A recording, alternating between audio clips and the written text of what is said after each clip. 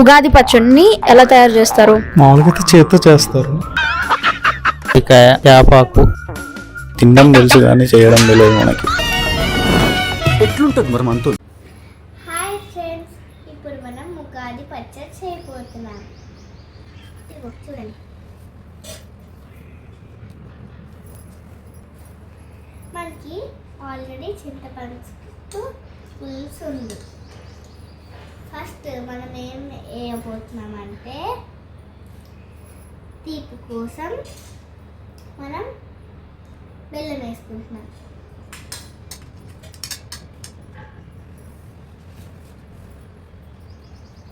దాని తర్వాత చేదు కోసం వేప పువ్వులు వేసుకుంటున్నాం.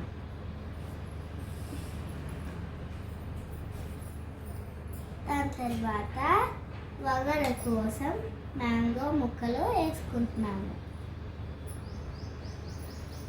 దాని తర్వాత ఉప్పు కోసం మనం కొంచెం సాల్ట్ వేసుకుంటున్నాం.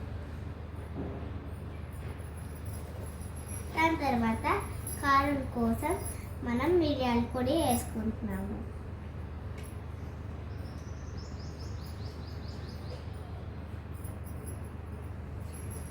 దాని తర్వాత ఈ 3 కూడా వేసుకోవచ్చు.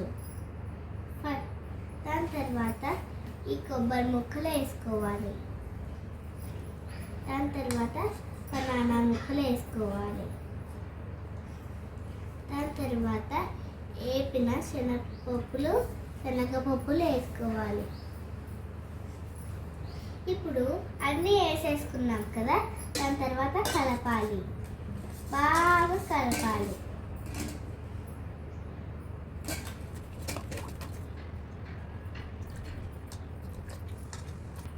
చూడండి, ఉగాది పచ్చడి చాలా ఈజీగా వచ్చింది. మీరు కూడా ఈజీగా చేసుకోవచ్చు, చాలా ఈజీ. మనం అన్ని ఐటమ్స్ వేసేసుకున్నాక బాగా కలపాలి. అందరికీ హ్యాపీ ఉగాది.